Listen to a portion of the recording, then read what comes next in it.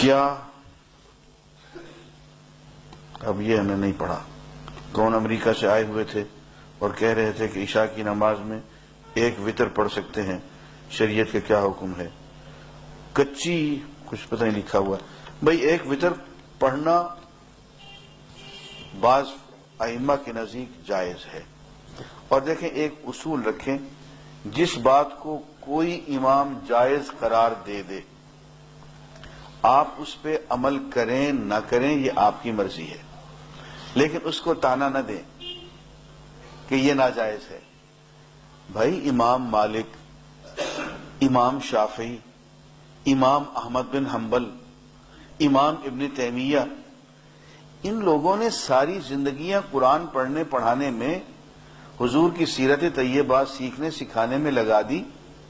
ہم جیسا مولوی جس نے کہ وہ پکی روٹی پڑھ رکھی ہو، وہ اٹھ کے ابو حنیفہ پہ اعتراض کر دے، امام مالک پہ اعتراض کر دے، شافعی پہ اعتراض کر دے، یہ زیب نہیں دیتا۔ جس امام نے جس چیز کو جائز قرار دیا ہے تو اس کے پس منظر میں احادیث کا انبار لگا ہوا ہے۔ اور حضور نے کسی ایک طریقے سے نماز نہیں پڑھی، ہر کام حضور نے کئی طریقوں سے کیا ہے، اس لیے کہ حضور تو پوری امت کے نبی ہے نا۔ تو لوگوں کے ذوق الگ الگ ہوتے ہیں، کوئی کسی ذوق کا ہوتا ہے، کوئی کسی ذوق کا ہوتا ہے۔ حضور اکرم صلی اللہ علیہ وسلم نے ہر ذوق کے لوگوں کے لیے عبادت کر کے دکھا دی ہے۔ اب جو چاہے تم اپنا لو۔ اب دیکھیں نا، یہ دعا مانگنے کا طریقہ ہے، آپ دعا یوں بھی مانگ سکتے ہیں، یوں بھی مانگ سکتے ہیں، یوں بھی مانگ سکتے ہیں۔ حضور نے تینوں طریقے سے مانگی، یوں بھی مانگ سکتے ہیں، یوں بھی مانگ سکتے ہیں، اور یوں بھی مانگ سکتے ہیں۔ تو حضور اکرم صلی اللہ علیہ وسلم ہم سب کے نبی ہیں۔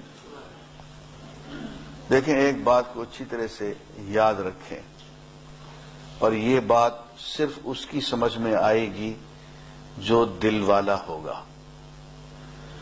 یہ مختلف طریقے کی جو عبادتیں، یہ نماز یوں پڑھی جا رہی ہے، یوں پڑھی جا رہی ہے، یوں پڑھی جا رہی ہے، یوں ہاتھ کیا جا رہا ہے، یوں کیا جا رہا ہے۔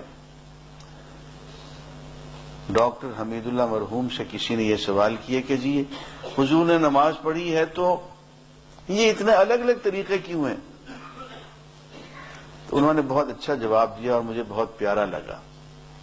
انہوں نے کہا، بات یہ ہے، اللہ کو اپنے حبیب سے بہت پیار ہے، اور اللہ نے اپنے حبیب کی کسی عادت کو بھی ضائع نہیں ہونے دیا، ہر چیز کو ریکارڈ کروا دیا۔ کچھ حصہ ریکارڈ کرنے کے لیے ابو حنیفہ آ گئے، کچھ ریکارڈ کرنے کے لیے مالک آ گئے، کچھ ریکارڈ کرنے کے لیے شافعی آ گئے، کچھ احمد بن حنبل آ گئے۔ تو حضور کی کوئی عادت، کوئی طریقہ، کوئی سنت ایسی نہیں ہے جو ریکارڈ ہونے سے رہ گئی ہو۔ اس لیے یہ سب لوگ جو جو کچھ کہہ رہے ہیں یہ درست ہے بھائی، کسی پہ اعتراض نہ کرنا۔ اور دیکھیے، ہم سب جو کہ حنفی ہیں، میں آج آپ کو امام ابو حنیفہ کا فتویٰ سنائے دیتا ہوں، غور سے سن لیں۔ امام ابو حنیفہ رحمۃ اللہ علیہ نے کہا ہے کہ حضور کے ہر طریقے کے مطابق کم از کم زندگی میں ایک مرتبہ نماز پڑھ لینا واجب ہے۔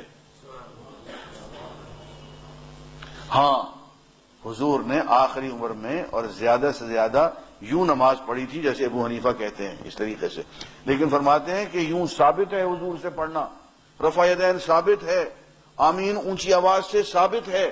تو زندگی میں کم از کم ایک مرتبہ وہابیوں کے طریقے سے نماز پڑھنا واجب ہے، شافعی کے طریقے سے، احمد بن حنبل کے طریقے سے، امام مالک کے طریقے سے۔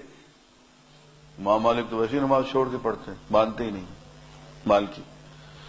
تو تمام ائمہ کے طریقے سے زندگی میں کم از کم ایک مرتبہ نماز پڑھنا واجب ہے بھائی۔ اس لیے یہ جھگڑے کی بات نہیں ہے، دلوں کو کشادہ کرو۔ ایک شخص جو کہ یہاں ہاتھ باندھ کے پڑھ، وہ کیوں باندھ کے پڑھ رہا ہے بھائی؟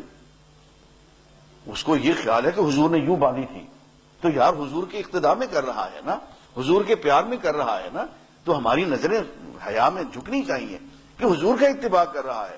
وہ یہی سمجھتا ہے کہ حضور نے یوں ہی پڑھی ہے تو پڑھنے دو یار، جھگڑے کی گنجائش نہیں ہے۔